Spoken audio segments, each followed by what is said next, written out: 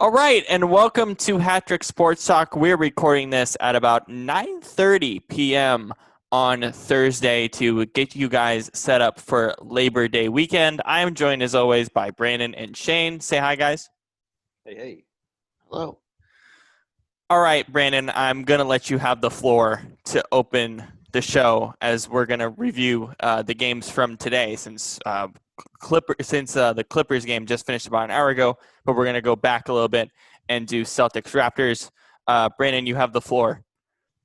Well, the Celtics thought they were going to be going into a sweep, but they were wrong. As my Raptors took the game tonight at the last second, they grabbed victory from the jaws of defeat with a beautiful three-pointer, which I've watched that shot like 5-6 times, and I still can't believe he got that ball out of his hands within the 0.5 seconds. So let's analyze this for a second. So one of the more interesting pieces about the play before we talk about the whole series is that Taco Fall got put in. Yeah. And it was bizarre in the sense that I don't think it really mattered that he was at the inbound where Kyle Lowry was. I don't think it would have made an effect at all if he wasn't on the court. I thought it was a little weird that he was even on the court at that time. But the fact that OG was left open too, I was like, "Oh, he was wide open." Why was he left open? What was it? Was it Jaylen Brown who was supposed to be covering him? I think that was blown coverage. Yeah. Well, if you look at the play, there's a guy in, like, you have OG, and then you have a guy in between. They got OG at the base not the baseline, but on the side, and then you got the guy at the top of the key, and you have a defender in between OG and the guy at the top of the key playing zone. Right. Which is why are you going to play zone when you have 0.5 seconds? And it's also interesting because the Celtics at points in that game played like a 1-3-1 zone for a good portion of the fourth quarter. Which is a pretty smart way of playing against Toronto. Mm-hmm. But, in what way? Why does that zone make sense for Boston? It makes sense because you're psychologically right now, Toronto has not been shooting threes well this series, right? So if you play zone, it's basically you're not bringing guys up to put pressure on them. You're basically saying shoot the ball and then we'll rebound it. Shoot threes because your percentages are bad. They're saying shoot the three. If you make it, great. We'll do something else. If you miss it, guess what? You're not gonna be able to rebound it because we're already right under the basket. Mm-hmm. So it's pretty smart from Boston, in my opinion. But in this case, you should be right up in the guy's face, you should be asking the person out on a date, basically, like that close. Like, you should be saying "leave room for Jesus" at the dance. Like, God. I mean, amen. That's a strange analogy, but okay. Shane gets the reference. But look, you should never, ever leave a guy so open that you can inbound the ball by throwing the ball football style. The guy jumps up, lands, and then shoots it as if he's playing pickup basketball at the rec. That's what I didn't understand why Taco Fall was there. Taco Fall was literally there to either strip the ball, which wasn't going to happen, or to make him call another timeout, which I didn't think they had another timeout, if I remember correctly, or to get a violation. They're not going to get a violation because Taco Fall is just standing right there. And apparently, I heard this on Scott Van Pelt before we started the show. That play was drawn up not for OG, but for I think it was for Pascal. Which makes me wonder how much confidence they have in Pascal right now. Which realistically they should have none, because he's been shooting like 3 for. Yeah, he's been pretty bad so far in the series. Shane, I'll go to you with Boston. We talked about this a little bit last night. You were really impressed with Boston after these 2 games before tonight. What do you like about Boston in this series? Well, I like their ability to, um, offensively. I think they're one of the more impressive teams.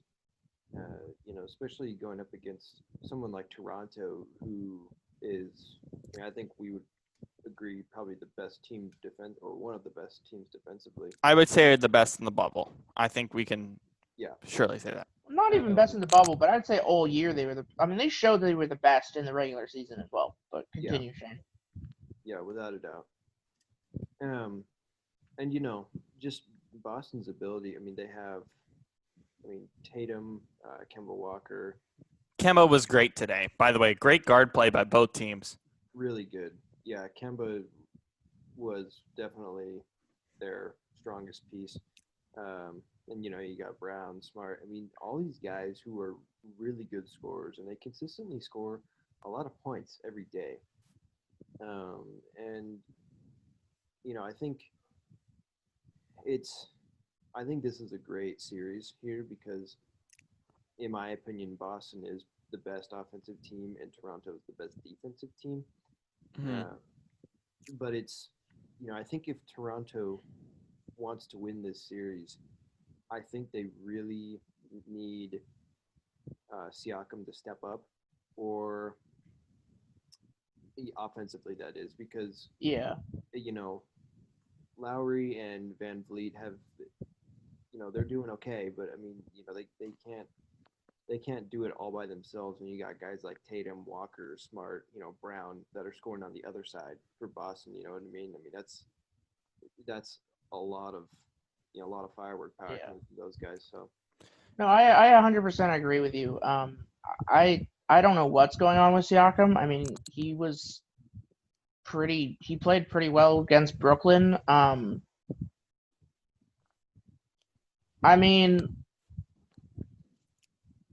It's also interesting to me about Boston that I read an article that said they get rid of Kyrie Irving and they're all of a sudden they brought on some new players as well, but it's as if they fixed the toxicity in their clubhouse. Right. And this is the main thing with Kemba. Kemba just fits what Brad Stevens likes to do, not only offensively, but defensively when Kemba's healthy. And Kemba's clearly healthy.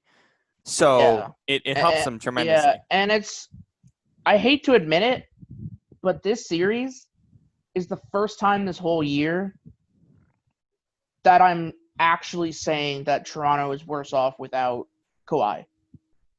Yeah. I think it's the first time this whole season that I've visibly seen Toronto taking a step down from their ability. If we had Kawhi, I believe we're not smacking Boston, but we're winning in 7 or 6. We could possibly still win in 7. It'll be really, really, really hard. But it's definitely showing. Now, final question for you, Brandon, before we finish this series for tonight. I feel like in Game 1 and Game 2, the defense for Toronto wasn't that terrible. Yeah. I didn't think it was that bad. It's just Boston made so many great shots in both of those games. See, Toronto is still good defensively, even in a blowout. They're good. They're good defensively. And here's why I'm still confident that Toronto can get it done. No team is gonna shoot like they did in the first 2 games every single night. No.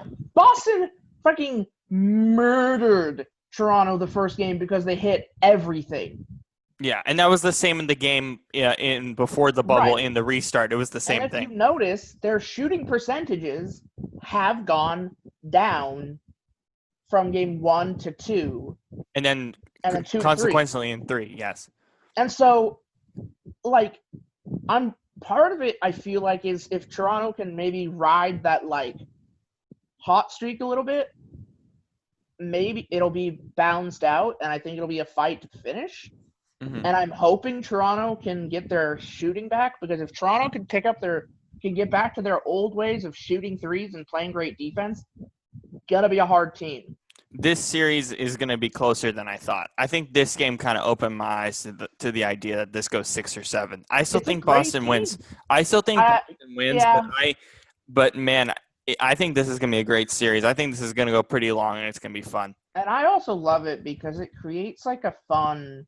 I think this series creates like a fun rivalry, you know? Yeah, like Boston, Toronto. I think these are two teams that are going to fight each other for dominance for the next couple of years. Yeah. Yep. It'll be fun. Let's go to Milwaukee and Miami. The constant conversation with this game, of course, goes to the game yesterday. With the fact of the referees. Now, obviously, I don't really know. I feel like the Goran Dragic play wasn't a foul. I feel like the Giannis play after was a foul. But it was kind of like apropos a little bit is the way I put it. Like, it was kind of like it made sense how the game ended, because one of my first thoughts throughout the whole game was Miami could have won this game by 20 if they didn't foul Milwaukee as much as they did. So it almost made sense that the game ended in a foul. But what were your guys' thoughts on the final two plays and the refereeing of those two? Shane, I'll start with you on that. Yeah, I mean, I'm with you there in terms of, you know, all the fouling that happened, because, I mean, they,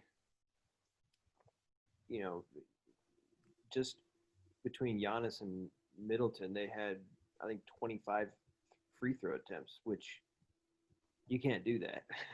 I mean, that's, you know, for guys like them, that's just, I mean, that's just free points for them, you know. And yeah, I mean, you know, I respect him for playing hard and just being aggressive and quick and trying to make plays, but, you know, there's a bit of a cost, if you will. You know, I'm a little bit surprised that Miami has come out and taken this this early lead, although I kind of understand why now as I watch the series, because I realize that Miami is a much more complete team, whereas Milwaukee seems a bit reliant on, you know, Giannis and Middleton. And I think that is really shown, because I mean, if you look at Miami, they don't have anybody that in this series so far has really like stood out, just been amazing. But everyone is just kind of like, especially their starters and even guys in their bench, have, you know, they've all just been, you know, kind of spreading the wealth, if you will, you know, all doing their part for the most part, at least. And you know, I think that's the difference in terms of the fouls. I mean, I'm even a bit iffy on that Giannis one. Like, I don't totally like, the first time I saw that, I was like, what, is that really a foul? And I don't know. It's still, that ending was just weird. I think we can all agree on that. Yeah. This is one of the more fun things about Miami to me. And to piggyback off your point, Shane, Miami to me does not feel necessarily like it's all about Jimmy Butler or all about Bam. There's guys like Duncan Robinson and Tyler Hero that can hit threes. Sometimes I when I watch Miami play, sometimes I complain about, like, man, if they just do like Golden State or Houston level threes. But they don't have to necessarily, because one of the more interesting things, especially game one in particular, it wasn't like they were shooting threes the whole game, but in the fourth quarter, they made threes when it mattered.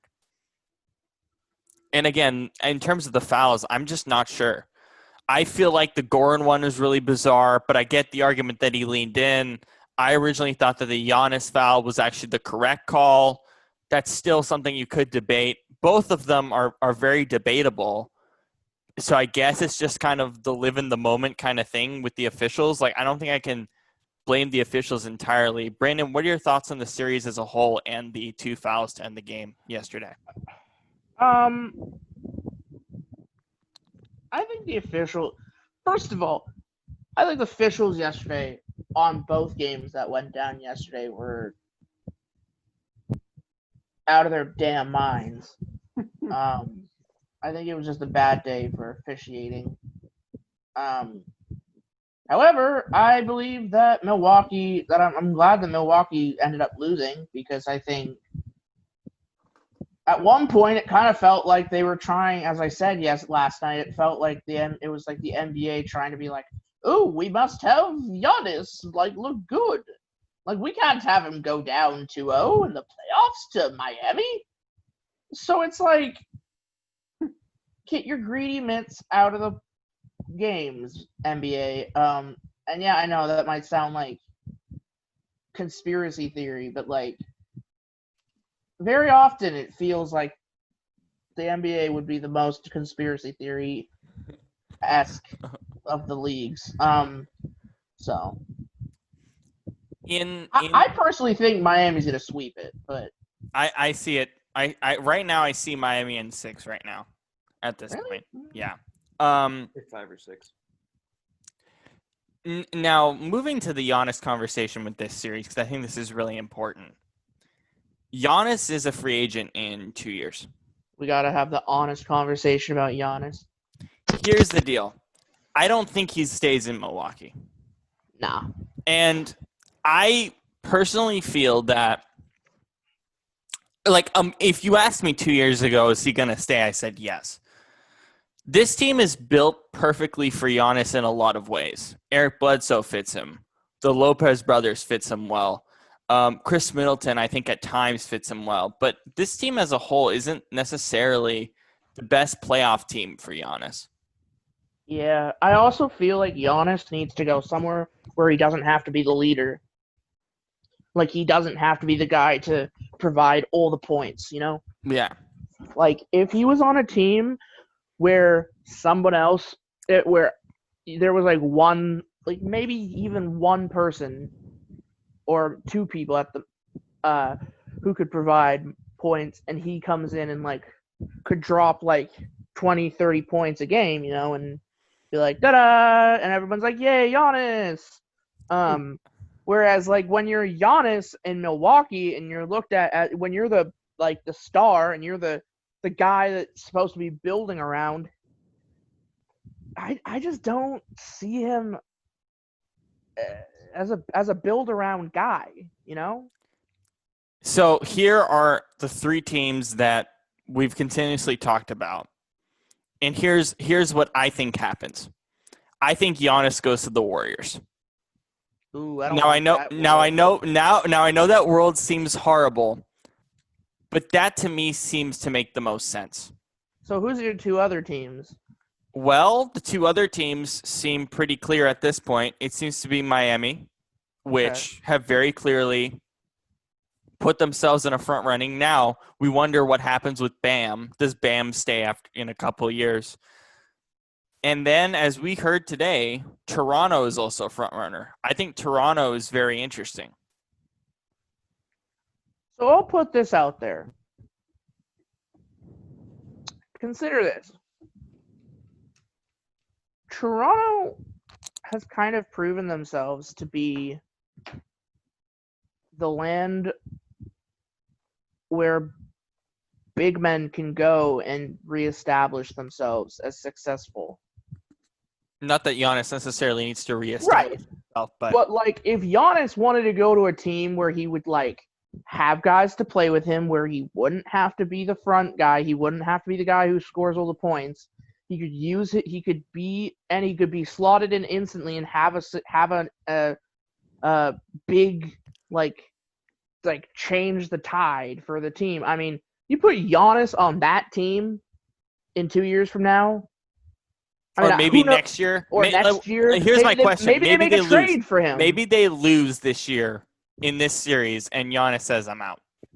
Yeah, maybe. I mean, look, if Giannis, I'm gonna be honest here. As a Raptors fan, the idea of Giannis on the team that we have now, but minus a couple players next year, maybe. I think that team can win a title. They get better because Title City. our big problem right now is down low. Yeah. I mean, we have big men who are at the end of their career. I mean, you swap out Giannis for you take away like Gasol and you put Giannis in that position. Boom, instantly better. Shane, make a case for what team you think fits Giannis the best if you were to move. I would say I'd say Miami is most likely for him. Why do you think Miami's a good fit? Because, it's kind of like Brennan was saying. He should go somewhere where he isn't expected to be like the leader necessarily. And, with Golden State, I mean, you could make the argument that that wouldn't be the case. However, I don't know because, Steph Curry, Klay Thompson, they're, who knows how much longer they're going to. And who knows how healthy they're even going to be, too.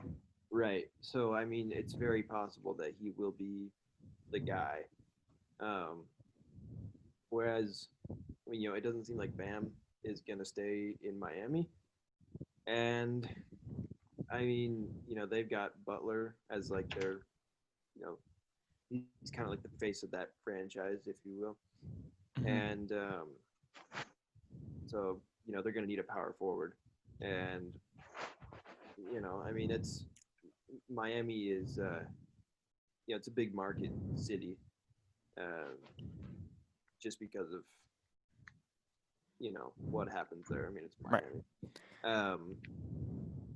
So that would be my guess. I mean, I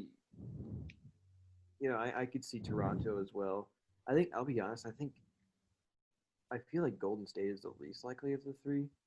Same. But I could be wrong. I have been before. I also just don't feel like I don't feel like he's a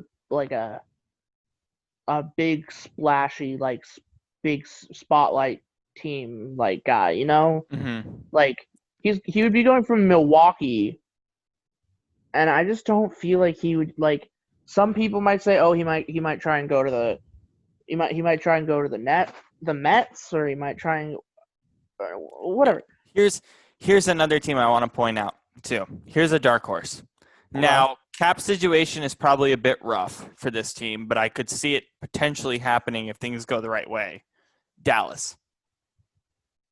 Dude, they have so many. Why would Dallas need another big man? Dallas to me makes sense. Now, why would Dallas want another big man? Now, hang on. Now, does this mean that they trade Kristaps in a deal to get Giannis? Most likely, yes. So do you think they would swap? Do you think they would send Kristaps and like maybe another player for him? I think there's a potential that happens because I think that Giannis and Luka make a lot more sense than Kristaps and Luka. I could see that, but like, I think it would be a tough sell though because I think the salary cap is really rough for that team at this point. Yeah, and also like about Golden State, like don't they have a pretty rough salary cap thing? Yeah. They still have a little bit of flexibility. Andrew Wiggins is the main guy that they would be trading, which would offset. Also, what the hell are you gonna get for Andrew Wiggins though? They want to make an Andrew Wiggins for Giannis deal at this point. That's not gonna happen. With maybe a few picks in there. I mean, Golden. Feasibly, if Giannis were to ask for a trade in the offseason, feasibly they would trade Wiggins, the number 2 pick, and some other assets. I mean, look, if that's like a trade you make in NBA 2K.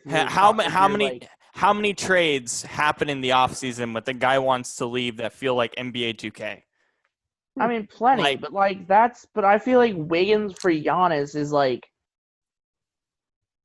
not even NBA 2K. It's like I don't even know what it is. NBA Live? Yeah, that's like community college nonsense. There's a lot of weird trades, especially when a guy wants to leave. Yeah, that's true. Let's actually move into the game we just saw. LA and Denver. Denver didn't shoot the ball well in this game at all. It wasn't very competitive. Shane, do you expect this series to be competitive or no? After what we just saw. I mean, I'll be honest. I was surprised Denver won the last series at all. They were down 3-1 also. Yeah, exactly.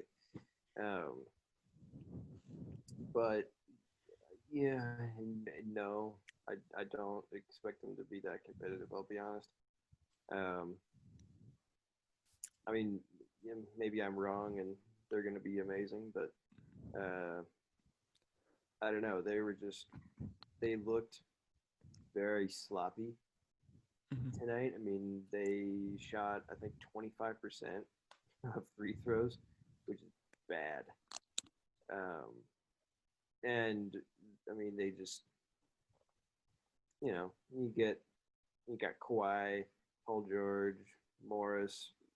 You let all these guys run all over you. I mean, what do you think is going to happen? So. And they had Pat Bev back too, and that helped them tremendously, I think. True. Yeah, I mean, he didn't have an amazing game, but I mean, it's because he only played like 10, 15 minutes. But yeah, I mean, it's I think we're seeing that this Clipper team, when it's healthy and they're all together, I mean, they're not someone you mess around with. Here's my view on Denver. They're still weird. They still make no sense. Because I don't understand what to make of them. I never have, and I still don't. Here's my thing. The entire last series, other than, let's say after they were down 3-1, they said, okay, no more Jokic. Here's Jamal Murray just going off. Give him the ball. Okay, but can Jokic be a bit more of a second fiddle to that? And I can't believe we even had this conversation. Donovan Mitchell versus Jamal Murray, who would you have for the next 5 years? Just because of those 3 games. This was the regular Jamal Murray that we saw tonight, unfortunately. I don't see him consistently putting up 25, 30 points a game in this series. I just don't. And Jokic, I don't think is capable by himself to win a series. And I don't think that and I don't think that coaching staff can just switch guys on and off, switch those two on and off and expect them to be amazing. Right? Like, that doesn't work. There's a reason why with the Lakers you have AD and LeBron both scoring 35 a night pretty much. That doesn't happen in Denver. Brandon, what are your thoughts on Denver at this point? Yeah, I'm gonna go with Shane on this one. As he said, don't get him, never have, never will probably.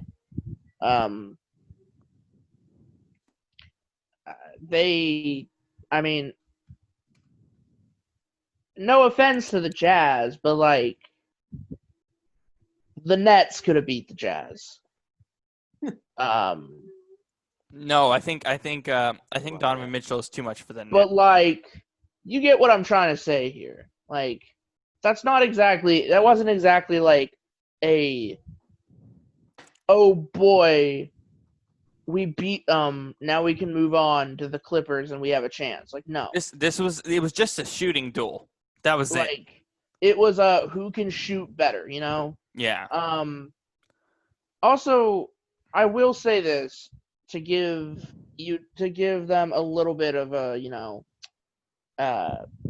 some benefit of the doubt. The Clippers did have a couple days off, so they were the more fresh team. I really doubt that's actually gonna matter the next time they play, but we'll see. Yep. For game 1, though, it definitely has an effect. Oh, definitely. Also, game 1s are weird because you're going off of and it kind of also majorly affects this game one, because you have Denver, who just finished playing Utah, and The quick turnaround they too. then have to go right into another series, so they're coming off of playing a different team, and they have to figure out a new strategy, who they're playing, yada yada yada. Whereas the Clippers were just sitting there probably like for a couple days watching footage, figuring it out. Here's one of the more unique things of this bubble, and it's a little bit crazy because it's kind of like NFL red zone in a way, and I always kind of equate it to that, where it feels like it's just quick turnaround after quick turnaround after quick turnaround. Not only with games, but with teams as well, where they're trying to finish this as quickly as possible at this point. Yeah. Because the players don't want to be in the bubble for that long. I mean, we're probably at this point, we're going to be in the bubble till October. The reality of the matter is they're trying to finish the series as quickly as they can. So what does that mean? Teams like Denver, who win a 7-game series, have to immediately in 2 days go back and play the Clippers. That doesn't happen in series. Well, I mean, it doesn't work like that. Look at the Lakers and Houston. They haven't played a game yet, and you have Boston and Toronto at 2-1, Miami and Milwaukee at 2-0, LA Denver's 1-0. I mean, at this pace, the Western Conference is going to be in a major disadvantage come the finals, because they're going to be behind schedule. The Western will be behind schedule, and the team from the East will have been probably sitting there for a good 3 days. Yeah, and that's one of the weird parts of the bubble. Let's go to Houston and OKC in this game 7, and also kind of take a look at the Lakers and Houston matchup. Brandon, I'll start with you. Are you worried about Houston and their shooting spells in that OKC series throughout that whole entire series? And what were your thoughts on game 7 just as a whole? It was weird. I felt it just it's weird to me, because that whole series was a little weird, because Houston started off the first 2 games. They took a 2-0 lead, and it felt like they had a pretty dominant hold on it. I thought they were going to sweep. And then OKC's not so fast. And then they get to game 7, and it's it felt like Houston's supposed firepower that they've had all year just wasn't there. And so I just feel it's weird, because I actually feel like I could make the argument that both LA and the Clippers had a harder time with their first series opponents than they'll have with their second series opponents. Mm-hmm. It's pretty weird. Shane, how do you feel about Houston now? Yeah, I kind of agree. I mean, it was weird because they, like Brandon said, they were so hot, in, the 8 games or whatever it was before the playoffs started. And so it's oh yeah, they're shooting really well, and yeah, but I mean, we all, myself included, got very high on them without even thinking about the fact that, well, defensively they're not that great, or they were better but not amazing. Yeah.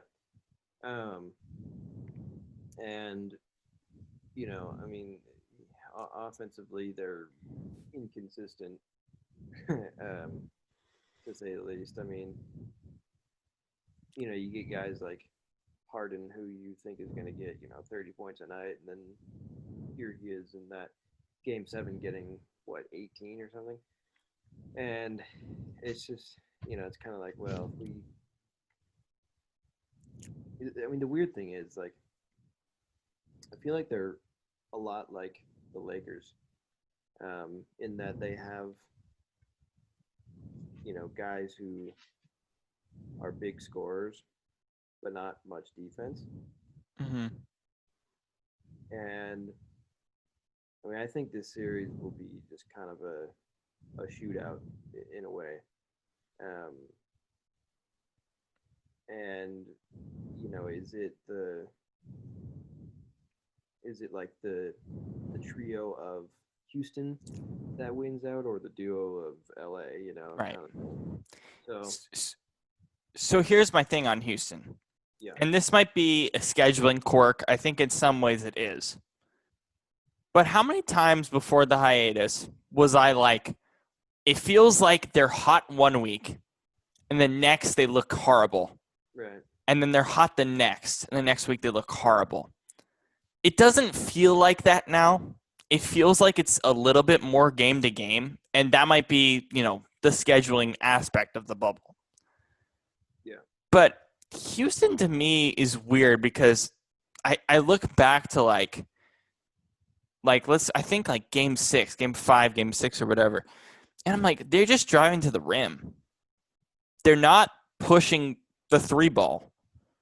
And it's not just Westbrook, because Westbrook, his game is driving to the rim. That's why they got rid of Clint Capella. But even at times, Harden does that. It's like Harden doesn't need to do that. He can play iso ball even on Dort, which Dort played pretty good defense, but let's be honest. Dort wasn't going to handle Harden, right? And that was kind of the main thing for me. It's like, okay, guys, let's just continue shooting threes. Who cares if we get cold? And there were games in this series where they were just continuing to go to the rim. I'm like, why? And then Harden is he only made one 3-point shot in game 7. Yeah, he mostly went to the rim. Yeah. And look, and then I think the biggest thing with OKC was Dort. OKC probably should have won game 7 just off Dort's production alone. I mean, he got 30 points. Yeah. But the entire thing was he was going to get 30 points at some point, even though he's not the best shooter. Because realistically speaking, they left him open every time down the court. Because all he is just a defender. He's pretty one-dimensional in that way. But he was a much more of an impact player than I think we all expected. Especially when it didn't feel like SGA was all the way there. Adams really didn't have a role in this series. Chris Paul kind of did it all for the guards, and Schroeder had a few games there as well. But OKC as a whole this year was impressive. It just wasn't enough at the end of the day. Chris Paul can't do everything for that team. Yeah, I think, give them a few years just to, let their young talent, because, I mean, it is a very young team. Do you think they keep Chris Paul in the offseason, or do you think they let him go, especially with the contract? I mean, I think they should keep him around, just to have a veteran guy. I feel the same way. Who can kind of mentor these guys to get, because I think, in a year or two, I think this team could be dangerous. Just with the way that, but that's the thing. I mean, I think they just need time to develop because they are young. But we'll see. I think they could end up. I mean, if Chris Paul does leave, they could be kind of like a Toronto type team, where it's like they lose their star, but then they have their core still. They wouldn't be as good, obviously, because, I mean, they weren't this year as Toronto was last year, but you get my point. Yeah. Brandon, last on the playoff games for you, I'll ask you the same question. If you're OKC, do you keep Chris Paul around for 2021?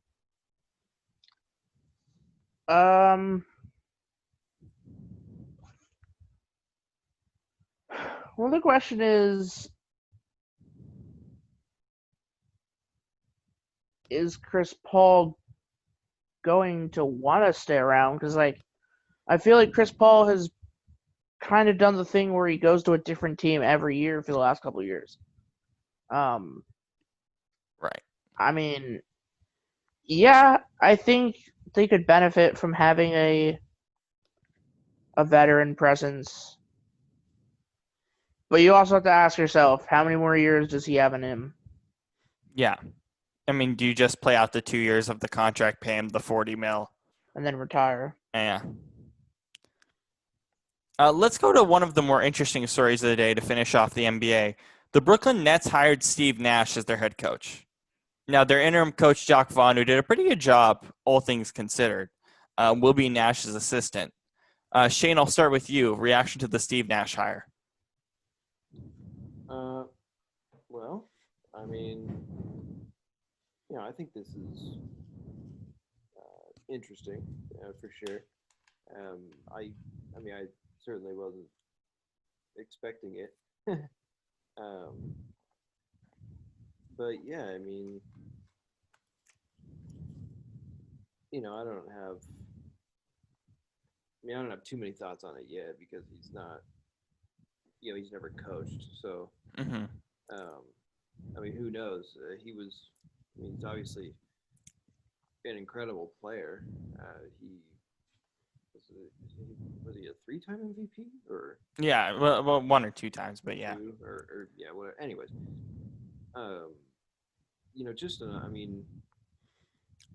really excellent player who obviously made quite an impact on a few franchises. Mm-hmm. And yeah, I mean, I think he could definitely be a good coach. I mean, like I said, he's never been a coach, so I don't know. We'll have to see, but I'm looking forward to it. I mean, Mm-hmm. to me, the problem in Brooklyn isn't necessarily a coaching thing, but it's more just kind of having Kyrie around and then Kevin Durant, who seems like he doesn't really want to be there, and all this, that whole thing. But so here are 2 things before I go to Brandon, and I think Brandon will provide a unique perspective on this. 2 things with Steve Nash. 1, he clearly, when you hear interviews with him, like with Bill Simmons, we did an interview with him last year, right, or whatever, and he is a really interesting basketball mind to listen to. Yeah, he has a really interesting perspective, not only in basketball but also in soccer as well. Of course, with the TNT hiring him for Champions League covers last few years, which was an interesting hire to say the least. Let's be honest. But I digress with that. He's a really interesting basketball mind, but he's also done an incredible job as an advisory role for the Canadian national team. But that's different than this, to me. Because you're developing guys like Andrew Wiggins, RJ Barrett, who he absolutely loves, developing young players. The Canadian national team, and I'm sure Brandon can attest to this, is about young talent and building them up, right? But this isn't that job. This is a job where you have not 1, not 2, but 3 established guys, all who are best buds, in Kyrie, KD, and DeAndre Jordan.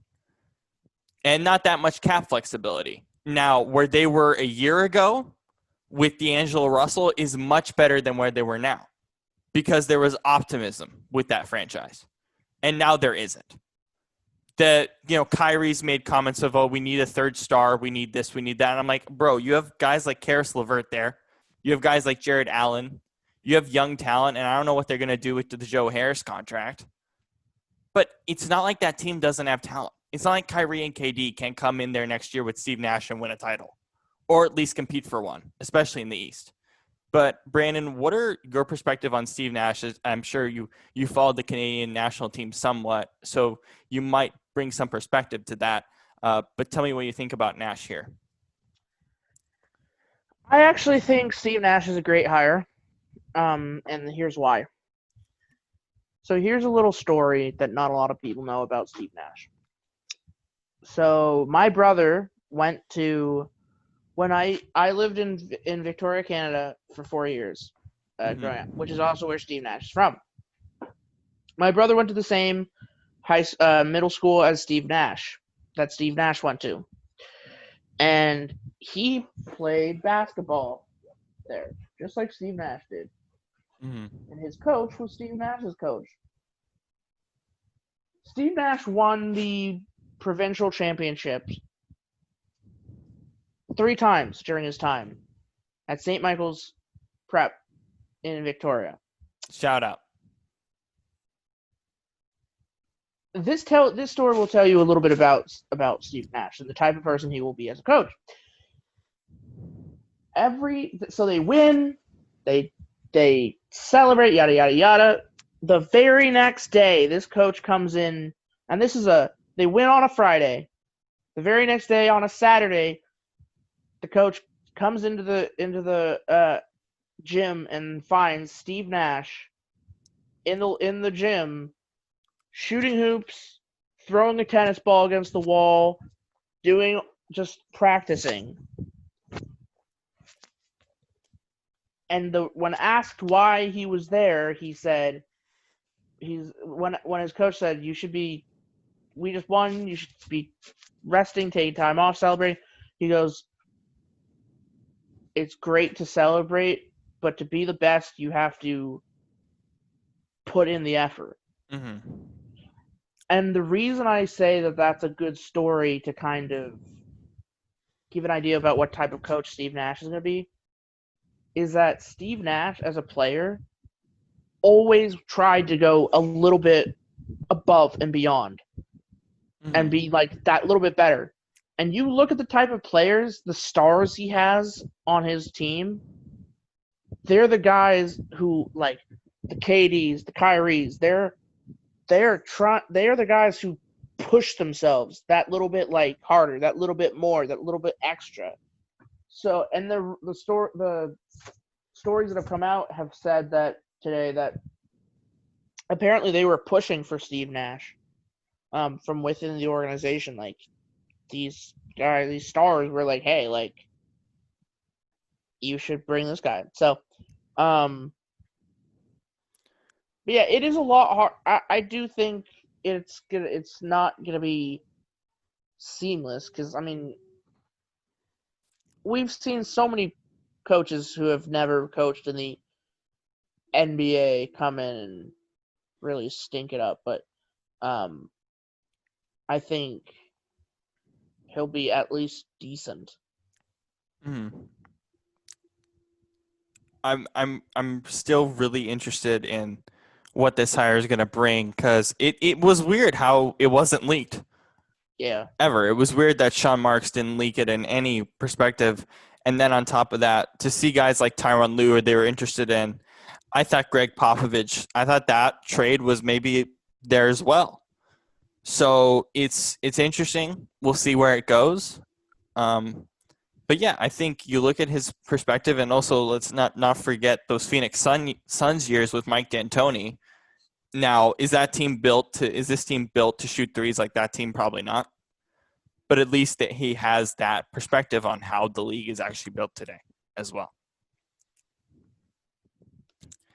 Let's move on to the NFL a little bit. Leonard Fournette, 1 year, $2 million contract with the Tampa Bay Buccaneers. Now, I need to have the floor with this because I really had a mixed bag of emotions with this in some ways. Or a mixed bag of opinions, I should say. For one, the idea that Doug Marrone comes out and says we couldn't get a 6th-round pick for him, I think is remarkably weird and doesn't make any sense to me whatsoever.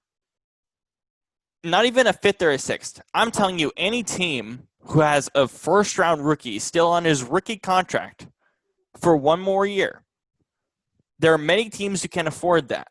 And for a guy like Leonard Fournette, which, yes, he is a locker room problem, and that's part of why he was released and all that. Doesn't matter what team you are. A 6th-round pick for Leonard Fournette's a no-brainer. So I don't understand where that comment's coming from. I don't think that's accurate whatsoever. 2, I think that this Bucs thing is perfect. Now, he's not going to get many snaps early on. It'll probably take a few weeks. But he's perfect for what this Bruce Arians offense is looking for long-term at the running back position, at least for this year. And 3, with the Jags, this is a weird situation because this isn't Miami. Last year, we talked about Miami being a tank job, right? This is not Miami at all because Miami actually played well last year with Brian Flores, and they built a culture. Doug Marrone, throughout his time there, hasn't really built a culture. and he's not going to build one by letting go of these guys. I don't understand why Doug Marrone is still there, and I think this is a dumpster fire. I don't think there's any semblance that this team can actually win. I mean, they might win 3 or 4 games, but they might win 3 or 4 games by the game just not looking pretty at all, unlike Miami last year, especially Week 17 against New England. Shane, I'll start with you. What do you think about those 3 points for the Fournette and the Jags here?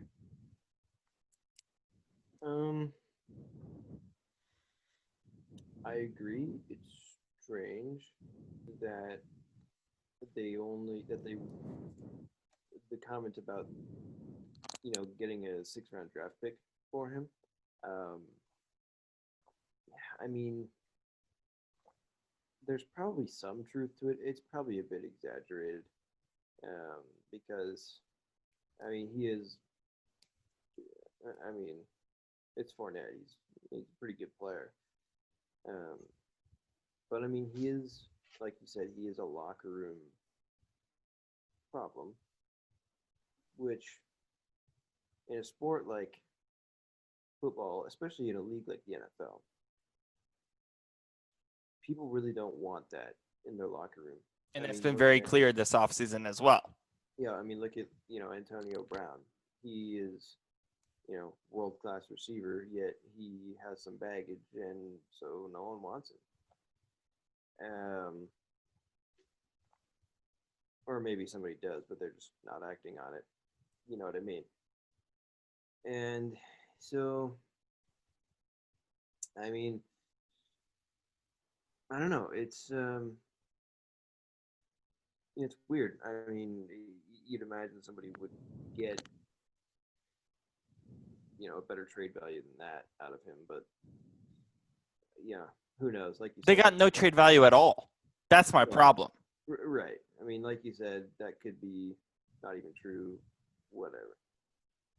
Your second point about him in Tampa, I agree. I really like that for them. That to me, that was kind of, their offensive line isn't amazing, but they're going to be doing a lot of, it's Brady. They're probably not going to be doing a ton of deep passes. That just quick throws, whatever. I'm sure that'll be fine. But the one thing that I was a bit worried about was running back, because they don't really have that one guy who's just like consistent and reliable. And I think now with Fournette, they have, even though they're not going to play him a ton right away, they have options. You know what I mean? They can go with. It's a deep running back room. They Right. They have Ronald Jones. They picked up LaShawn McCoy. It's really deep. Yeah, they have a lot of decent guys. And what was the third point you made? The third point is this is not Miami. This is the worst way to do a tank job. Miami actually built a culture, and Jacksonville doesn't have one. Yeah. And what culture would that be? Miami right now has a culture. Miami right now. Culture of losing? No. Miami is Detroit in year 2. Detroit also has a culture of losing. Hang on.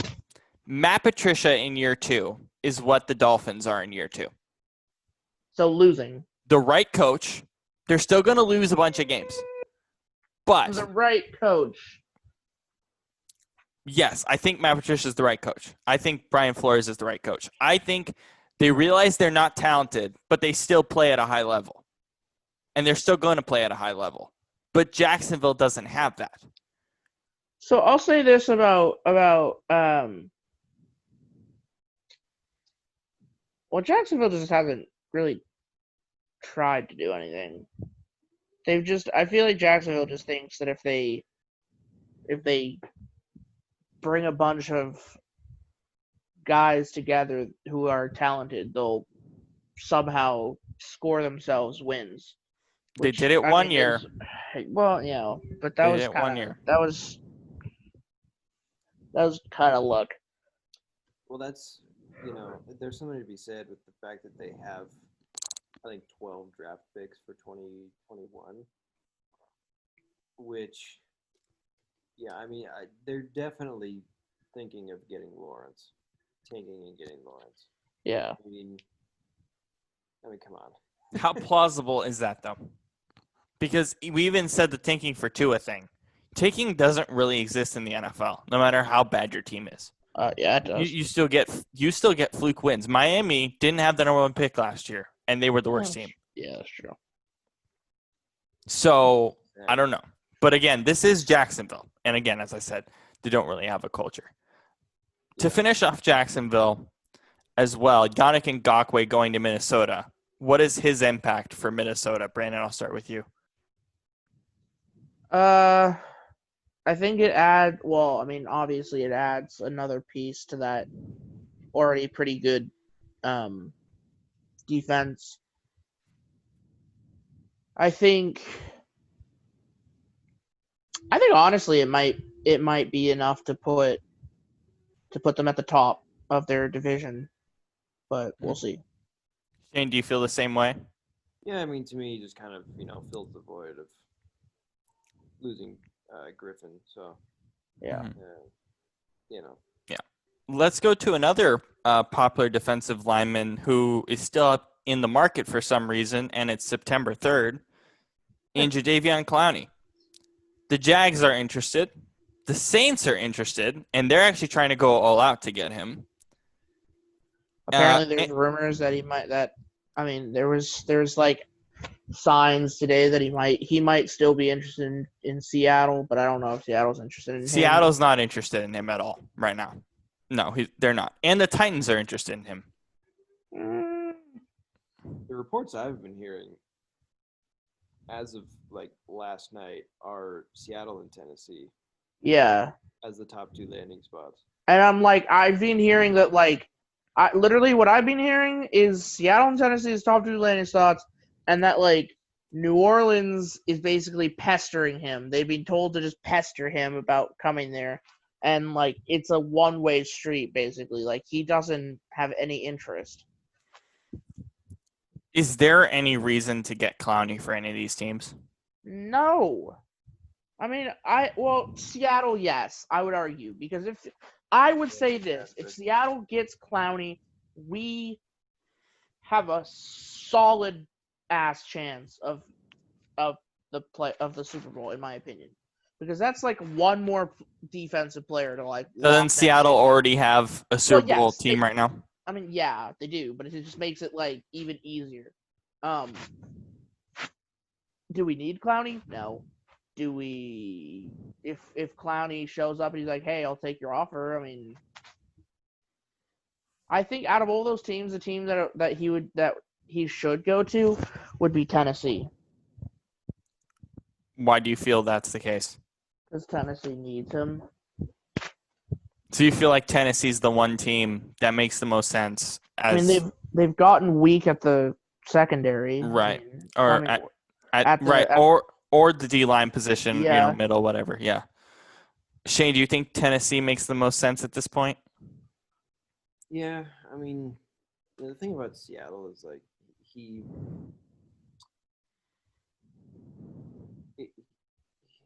they can't keep him long term. They just can't. He's too much money.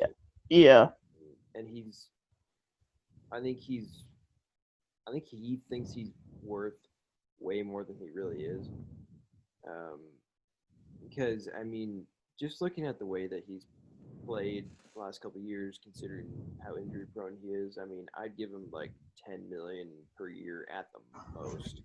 I feel like he's gonna get 15. I think he's gonna get 1 year, 15.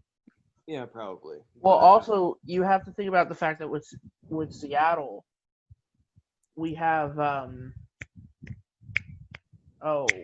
am I blanking on his name?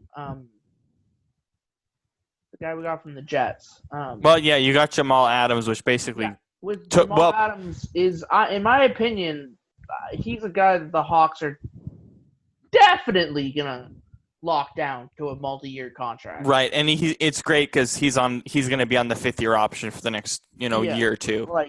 I just feel like they're not gonna pick up Clowney because they need that money for Jamal. But I don't see, and this is one of the biggest things, I don't see Clowney being a long-term fit on any of these teams. Yeah. I think it's just a one-year thing. Mm-hmm. I mean, at this point, with how long he's been holding out, Yeah. The Patriots have named Cam Newton their starting quarterback. Bill Belichick is apparently falling in love with Cam Newton from all reports. Shane, what are your thoughts on Cam in New England now that he's finally named the starter? I mean, it must be working. When do you ever hear Belichick say positive things about people? He's, the happiest I've ever seen the guy is when he's feeding his husky during the draft. That's so funny. Which you can't blame him. It's a total dog, but no, he wasn't feeding the husky. He turned into the husky. It was the husky made the pick. Yeah. But no, anyways, I saw the at first when the Cam Newton trade happened or signing happened, I was like, what, Cam? Really? I don't see that working at all. Okay, whatever. Maybe he sees something I don't. Well, he must, because for him to ditch the guy who's been in his system for 2 years, I think has Stim been there 2 years? I think Yeah, it's been 2 years, yes. Anyway, who knows that offense really well, and he knows really well, and he's like, nope, we're going to go with this brand new guy who's been injured. Yeah, there you go. Shoulder, right? So he must, I don't know, he must work really well there. I still don't see how, because he's like Tom Brady's polar opposite in literally every way. Tom is mature, Cam is not. Tom is accurate, Cam is not. Yeah, I'm just gonna say this: when I look forward to the time when they start losing, and you have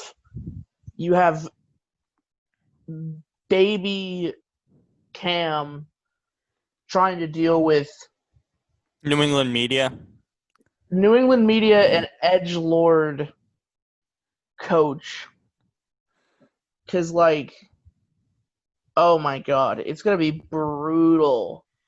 Also, if we want to talk about players who are probably gonna get hurt again, I feel like Cam's gonna get hurt with that terrible line he has.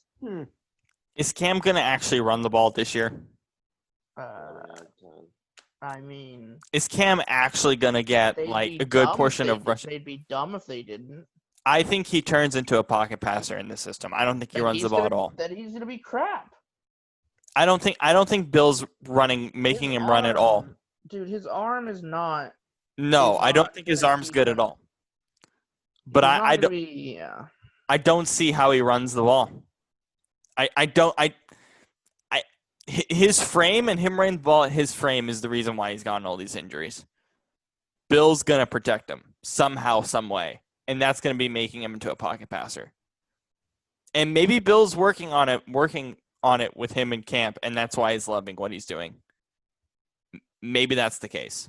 All I can go off of is that Bill has given him 5-star Yelp reviews, and I don't know if Brady's ever gotten that. 5-star Yelp reviews? So that's where the Subway commercial was hilarious.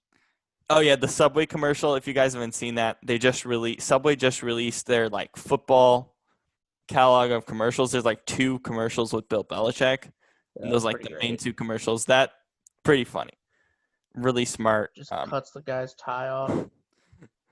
So definitely go check that out. And then Dwayne Haskins is named the starter. Brandon, I'll start with you here. Dwayne Haskins as the Washington football team starter. This isn't necessarily a surprise, but are you worried about how Rivera is going to work with Haskins? I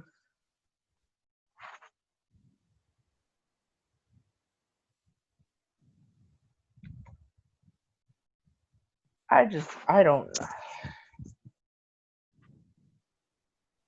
You're not positive at all with this team, Like, are you? here's the thing. Who the hell else was he gonna have start? Alex Smith or Kyle He Allen? wasn't about to start Alex Smith, and he wasn't about to start Kyle Allen. You know, I would have like, started either of them before Haskins. yeah. Well, You would have started them before Haskins? Oh yeah.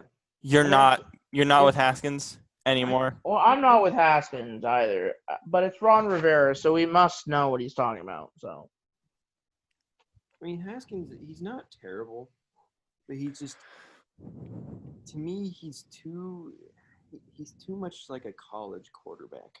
If that makes sense. Terry McLaurin's on a college wide receiver still? no. No. He still plays like he's a college wide receiver, and he's getting all the targets from Haskins. Well, yeah, I know. I'm just saying. He looks very like he. Oh yeah. Haskins just looks like he has no idea what he's doing in the pocket, and part of that is probably because he's not experienced yet. He's still very young. Obviously, he was a rookie, and he hardly played at all in college, right? So, I get that, but it's like if you're gonna throw him right into the pros and say, okay, figure out how to be a quarterback now with a crappy team. I mean, I think they're just setting him up for failure, to be honest. Here's the thing with Haskins.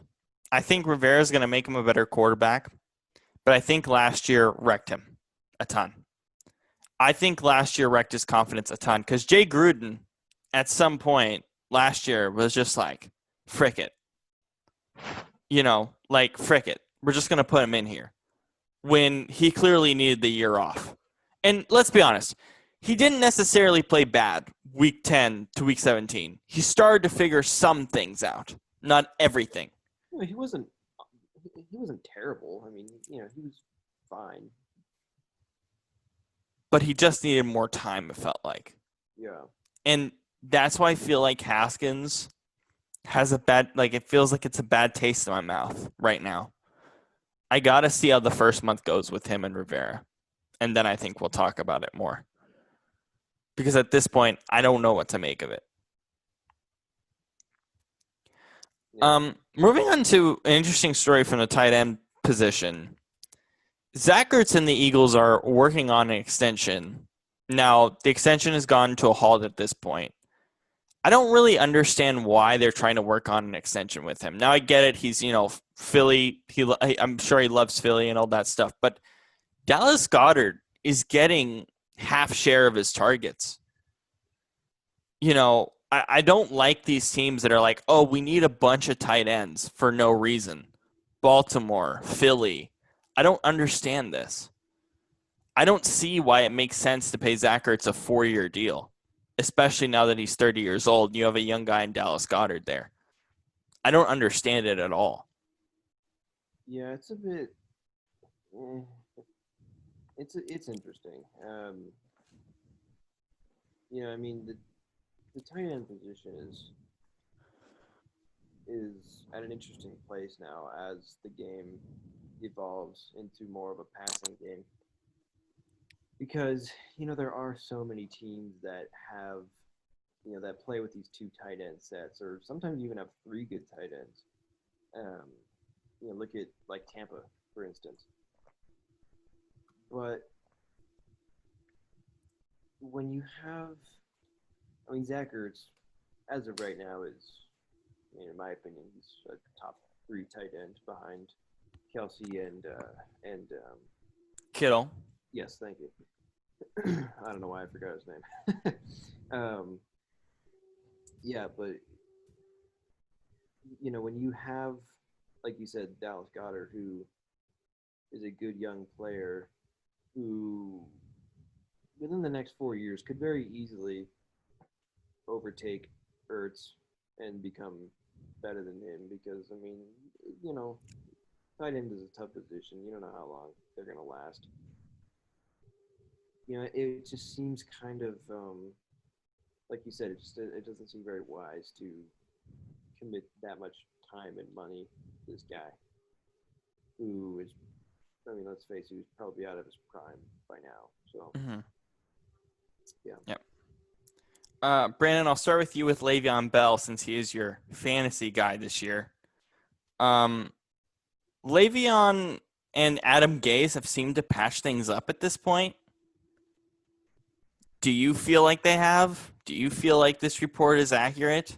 Do you feel like they actually like each other? Do you think that Bell is going to be a better player this year? Not only in the running game, but the passing game? I think that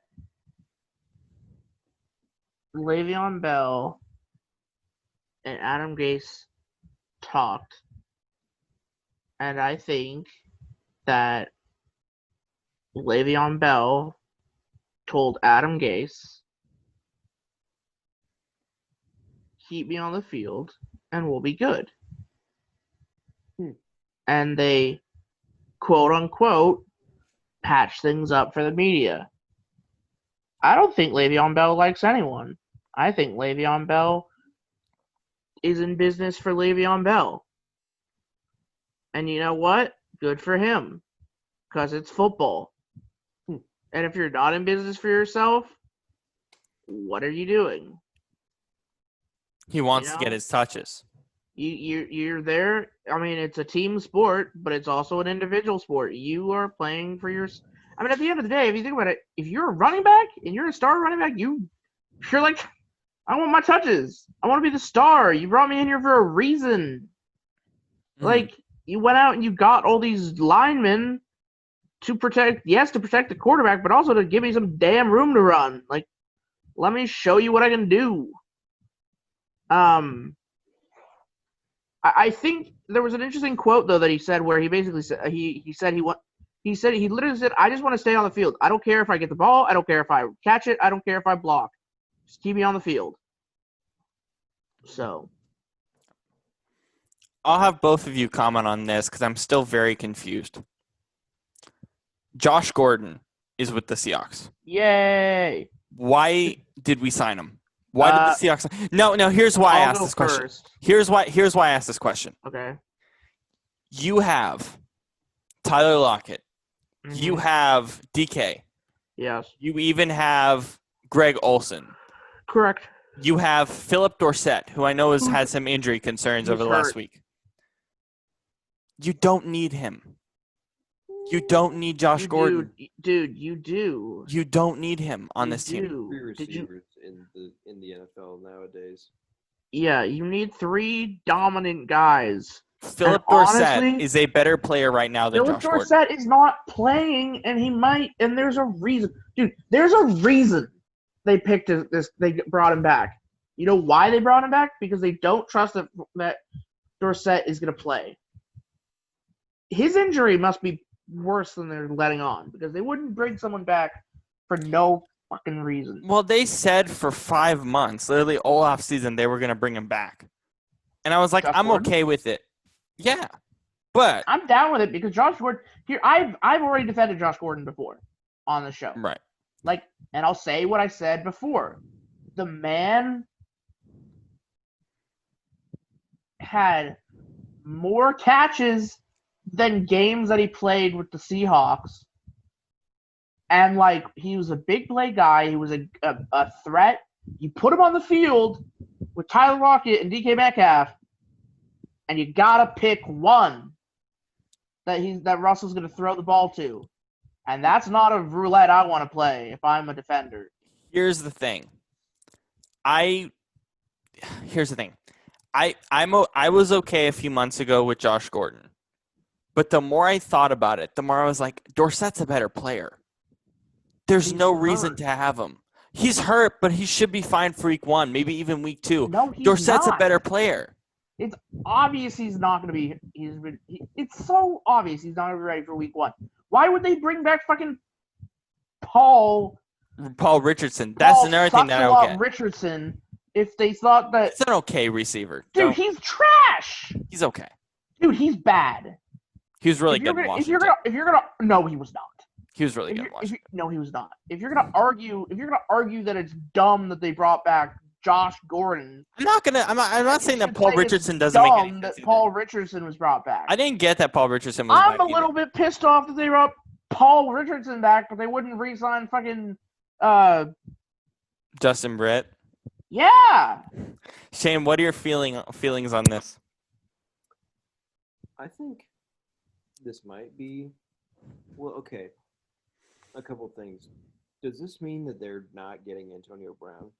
Yes. Yes. Yay. 100%. Yes, it does.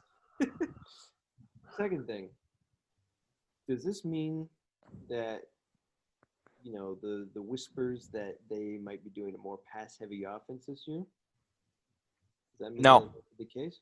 No. They're not letting Russell cook. Schottenheimer, they're not doing that. Absolutely not. That's not happening. How do you know Yeah. this? You talk like you have an inside source. That's not happening. Oh, Schottenheimer really? and Pete Carroll Yeah. have been very confident in saying, like, we Mhm. get where you guys are coming from. We understand, but we're not letting it happen. It doesn't make any sense. It doesn't make any sense. It doesn't. See, But it's that's not just happening. Schottenheimer being Pete's puppet. Schottenheimer should be like, damn it, let me be better at my job.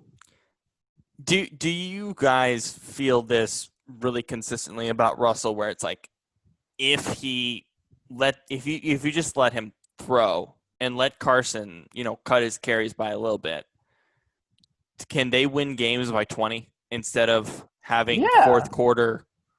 I Russell actually think just do stuff? I could actually make the argument that if you cut Carson's carries, surprise, surprise, I think we'd see Carson actually survive a whole season. That's also true.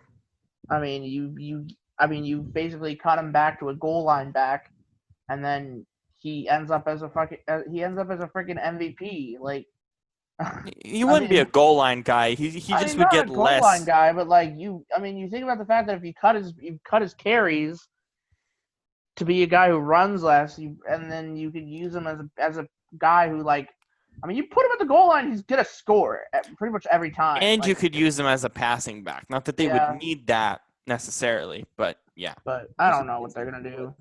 30, 35 carries a game. Yeah. Like, no wonder the guy gets hurt every They game. just pound the rock. Yeah. Especially with considering how physical he plays, Yeah. I'm just overseeing them on a third down, just pounding the rock 3 times on like a first down, pound the rock 3 times and then kick the field goal.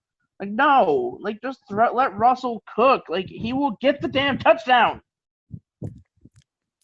Do you think this is a problem for the Seahawks? Do you think, from an offensive perspective, if it doesn't happen and they're just gonna run the ball, do you think it hurts them as we get to the playoffs? I mean, at some point, I would hope that Russell would stand up and be like, "Hey, let me throw the ball. I'm your franchise quarterback. Let me do it." All right, Shane, I'll start with you here for the last of the receivers. Mohamed Sanu. This is one of the worst Patriots moves I've seen from Bill Belichick. Now, he's made a lot of questionable moves. This is one of the worst. You paid a second-round pick for Mohamed Sanu, and you cut him a year later. What? It's not like they have great receivers anyway. No. Now, yeah. I mean, this is like the final nail in the coffin, I mean, what do they expect to... Edelman's, 30, 34. We don't even know if N'Keal Harry's fully developed yet. That's another thing as well. Like, you really expect an Edelman past his prime to be able to carry the whole passing offense, especially when you have a quarterback who is as inconsistent as Cam, who at best completes 58% of his throws? Because I sure as hell don't think so. But I don't think that will work at all. But I mean, I don't know. I mean, they really must not have any faith in Sanu going forward if they, like you said, if they, pay all this money for him and whatnot, and then say, oh, no. How many times has Belichick done this? How many times? Jimmy Garoppolo, maybe, and this? How many times has he given up a first or second round pick for a guy? Yeah, but that's what I'm saying. How many times has he given up a quality player or a first or second round pick? I mean, Chandler Jones maybe as well, but like, yeah, it doesn't make any sense to me. I mean, I don't think Sanu is quite on like the level of like a No, Garoppolo type player, but no, but they loved him. That's my problem. yeah. They loved him for the offense, and it just hasn't worked. Another weird situation, another weird contract situation was Alvin Kamara. It seems to be going well. Brandon, with this whole Alvin Kamara situation, does it show the maturity of the Saints organization, how they're actually treating this? How it doesn't seem to be as big of a deal as it might actually be? Didn't they just say that they were gonna trade him? They literally said yesterday that they were like gonna trade him. How is that mature? Well, I mean, that report, just in general, I didn't really believe that report as much. Because I feel like it was interesting. I feel like it was interesting that maybe that's what they felt 12 hours ago. And then they slept on it and they said, no, we need him here. I mean, I don't find it mature that a team would like blurt it out and then be like, "Oh, we never mind." You know? Shane, what do you feel about how the Saints organization has treated this situation? Weird to say the least. I mean, it seems weird to go out and, like Brandon said, to go out and say that, but then, here they're saying, "Oh no, we're not far apart. We're, it's he's gonna start week 1. It's great." It's just kind of like, okay, well, what's really happening? Here's why I say the maturity thing. Okay, yeah. It's the fact that yes, they were thinking about trading him or whatever, but this stuff doesn't, happen in a week period and just somehow go away. Right? If this is Jacksonville, this is a month, 3 months, 5 months. New Orleans, it's like a week where they go one way, then they go the other, and they realize, okay. Does that make sense? Yeah, a little bit. Because that's sort of how I felt about it. It was still strange, but yeah. And then last but not least is the LA Chargers. Tyrod Taylor. Yeah. Start pretty much all the games this year, it seems like, according to the Athletics' Daniel Popper. I don't know if that's the case, but Taylor in this offense, like, is Herbert not ready? Brandon, is Herbert not ready in your mind? Yeah. I don't know if it's him being not ready, or I think it's more that the coach just wants to go with the more experienced guy. I personally, I don't think he's going to succeed. I don't think Herbert is going to succeed in the NFL, but Pac-12 quarterback stuff. There's something about the Pac-12 that just doesn't really prepare. But Hard Knocks doesn't say everything, but he has looked pretty good in drills and Hard Knocks. But again, it's Hard Knocks. What can you make out of that? Shane, what are your thoughts on the quarterback situation in Charger land? Yeah, I mean, it's tough without preseason because we don't have the best idea. But I would say that Taylor's the right call for now, because he is a veteran. He does have playoff experience, which seems crazy, but it's true. and yeah, I mean, you know, he's definitely a good bridge guy. I think just with you know how he's been able to adapt with a lot of different teams, and I think physically Herbert is good, really good. I mean, he's got the size, the arm, everything. But I think it's just when you have a guy coming from a Pac-12 system, which is a very prototypical college type of offense. It's not like Brandon said; it doesn't really set up